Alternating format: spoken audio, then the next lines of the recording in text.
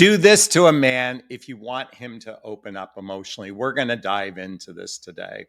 It seems to me that the best relationships are couples who are genuinely friends with one another. And one of the common threads amongst friendship is the capacity to be vulnerable, the capacity to be authentic, the capacity to be transparent, but most importantly, to speak from your heart, from that sincere place of emotional connection. You see, these days we are no longer in need of transactional type relationships, particularly and thankfully so. Women aren't dependent upon men for financial survival.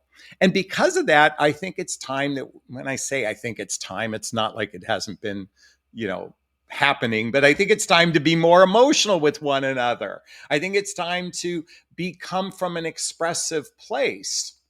And yet, sadly, dating today, the entry point of relationship starts with dating. And again, we're not finding ourselves in arranged marriages. Oftentimes, we're not in a social environment with someone who we've known for a long period of time and developed this friendship.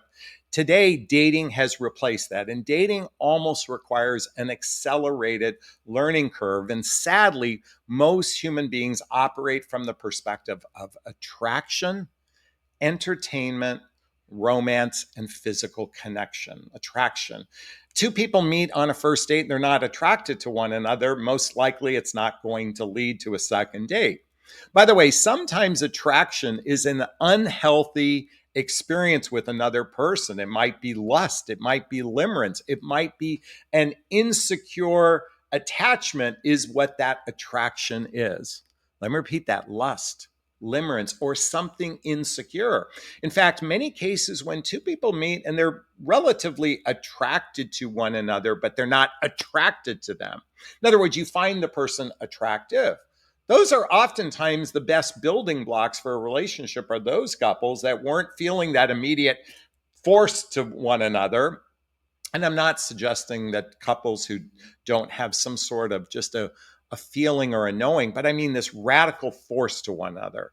It's those couples that operate from a place of calm. But then, coming back to what I'm saying, we've hyper focused on attraction, then entertainment. There's this expectation that the man is supposed to romance and entertain a person by taking out on lavish dates. I've heard some YouTubers talk, if a man doesn't take me out to dinner, he's never going to get a second date. I've heard some people say coffee dates. If a man suggests coffee, I'll never see him again. Well, you know what, ladies that might be doing that? I think you might be shooting yourself in the foot, because what's nice about a coffee date, there's no pressure of entertainment or romance. It's about connecting with one another. And then romance is this expectation to be courted and to be lavishly looked after to somebody who's a total stranger. Think about it. The first 4 or 5, 6, 7, 8, 9, 10 times you meet someone, they're still relatively a stranger if you haven't gotten to that emotional connection that I'm going to share with you that you should do and try going forward. And lastly, physical connection.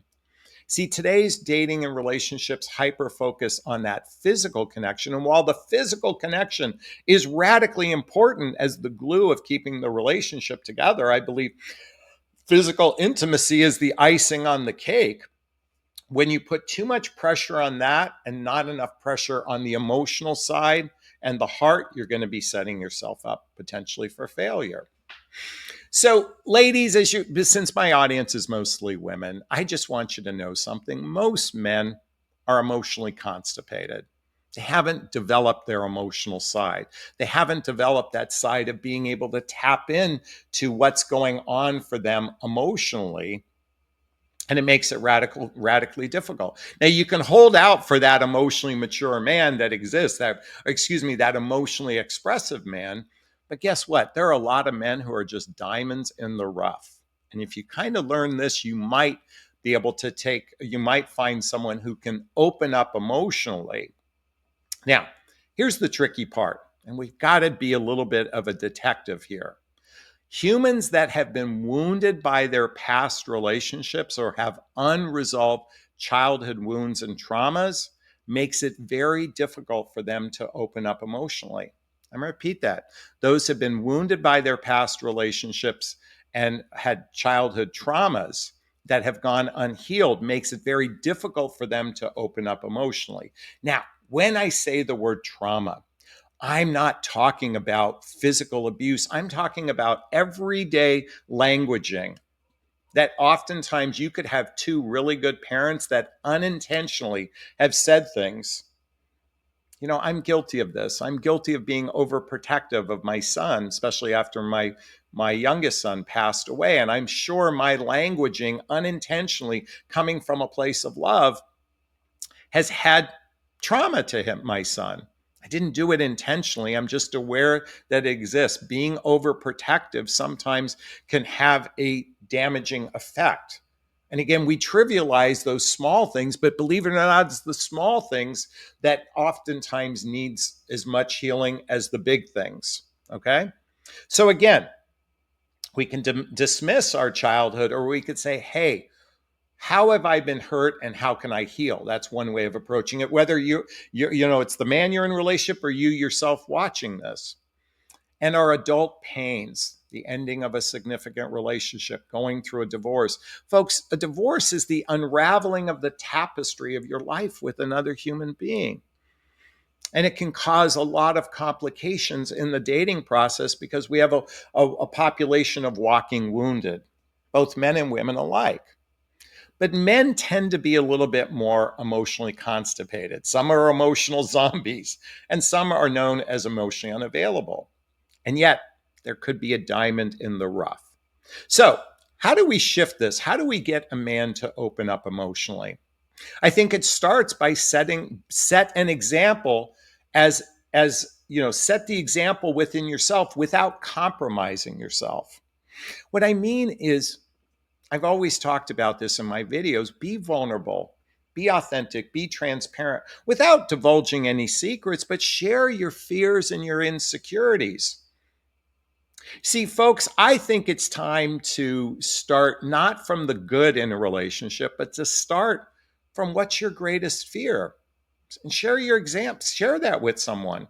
Share that question, share that part of yourself to him. What's your fears and insecurities around relationships? I think if couples did that, I know, by the way, Jonathon, you're never supposed to do that. I know, Jonathon, I've been told by so many other coaches, I'm just supposed to sit in my feminine energy and let a man lead. Ha ha ha ha ha.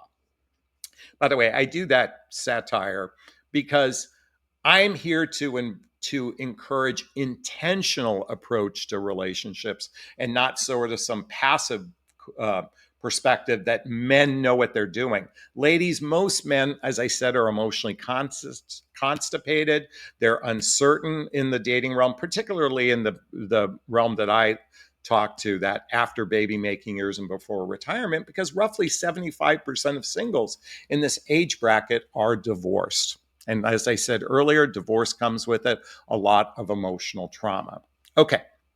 So, recognizing that this is who you are with, set an example and be as open as possible, as I said before, without compromising a boundary. Be vulnerable about your fears and insecurities. And as I was saying earlier, why not share this if two people like each other and they genuinely want to see each other, then start from being vulnerable, authentic, and transparent without compromising yourself.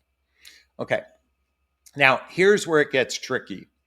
Don't force the relationship. It's a mutual investment with one another. Don't force the relationship. In other words, don't add to, if he's incapable of getting there, then you have to evaluate for yourself. But don't force someone because you think they're a diamond in the rough, because you think there's potential. This is where women get so messed up sometimes. They see the potential. And this requires going deeper than the surface. So as I said a moment ago, set the example. The number 3 thing to do is ask questions using feeling statements. It's not about how's your day going? Did you have a good day? But certainly, what lit you up today? What brought you joy? That would be a question. But coming back to those early stages of dating, I think saying, if you shared what's your greatest fear, then ask him, what's your greatest fear in a relationship? What's your fear around commitment? Ask these questions. Do you have any insecurities about yourself? Many men, particularly after a divorce, are fearful of making a commitment to another human being. Well, then, if you're afraid of doing that, then do you want to invest with someone who hasn't overcome that fear? Now, I know personally, I have a fear of disappointing someone. You know what? Because I'm not perfect. I'm aware of my imperfections, my insecurities, my fears, my negative patterns, and limiting beliefs. So I have a fear around that. And I'm upfront about it. Not that I would do it and not that I'm not willing to overcome it, but I'm aware of it. See, when couples start being curious with one another, asking questions of one another from a heart centered place, really getting to the emotions, to the heart, not like, oh my God, you're so wonderful, I feel so amazing with you, because they're amped up on testosterone and dopamine and serotonin and, all the cocktails, the chemical cocktail, once, because we want physical intimacy with someone. I'm talking about putting the physical intimacy aside and really, are you building friendship with one another? By the way, it's 11:11 on the clock right now. See, remember I started this conversation, the couples that seem to do the best are the ones that are genuinely good friends with one another. And another way to build friendship is when you're in the car, is talk to one another. I read an article just the other day that said talking in the car with one another when you have a long ride, instead of, I've got to be focused on the road and don't say anything to me. I mean, come on. You know what? This is a great opportunity to connect with one another, you know, and really share how you feel about relationships. I know a couple that had a 10-hour drive, and the whole time they were laughing and singing and they were talking with one another. They were connecting at that heart-centered level, and not the performative, entertaining, how's your day kind of superficial things, but really the important things in life, and sharing about that. Now, ladies, you have to take into account a person's personality. Engineer, nerds, doctors, for example, or even blue collar people, they all have a different personality to them. Salespeople, for example, you know, engineers, nerds are in their head a lot, okay?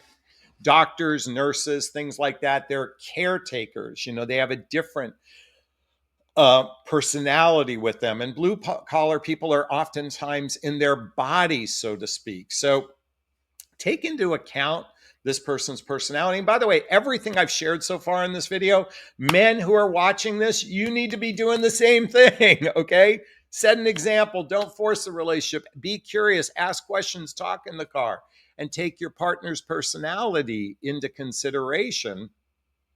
you know I happen to be what's known as a sapiosexual. I'm attracted to intellect and emotions. That's what gets me off. That's what turns me on, for me personally. And know what your personality type is. And by the way, there's a gazillion quizzes to learn about a person's personality. These are things you can do together to build that emotional connection with one another. Let's stop operating from a performative basis and let's start operating from a heart-centered basis. But Jonathan, I've got duct tape on my here, let me put this on. You know, many of you ladies are fearful of speaking up because you're afraid you're going to lose someone. And I'm here to say, speaking up is how you gain intimacy with one another. Intimacy. Into me, you see. How are we going to see someone if we're not curious? And curiosity requires a bit of imagination beyond the surface. And yes, I know you can go online right now and read the 36 ways to build a relationship with one another, which is great. You can get cards like this, the intimacy cards. It's called Best Self, and start talking to one another. That's how you're going to get to know one another, is through inquiry. Now, I said talking. Talk while doing something else. You know, I remember years ago, I went to Disneyland with a woman on a second date. And by the way, if you've never been to Disneyland or any amusement park, there's a lot of lines where you're stuck in them for 30 minutes to an hour in some cases. And in this particular case, we talk to one another. I know in most of my relationships, we'd cook together. And during that time, we would talk and play and be curious about one another and crack jokes to one another. You know, folks, men aren't good at this.